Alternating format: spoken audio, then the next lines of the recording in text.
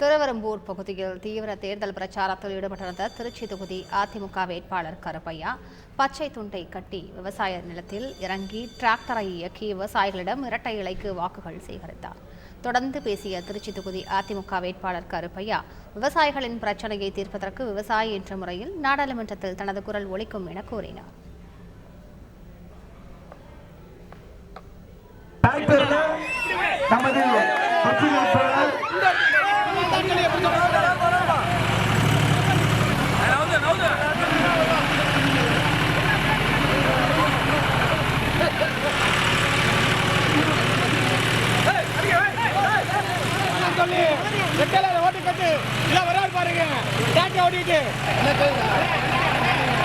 விவசாயி வீட்டு பிள்ளை என்பதால் நடுவேன், பரப்பு விட்டுவேன், உழுவேன், உங்களோட நான் இருப்பேன்.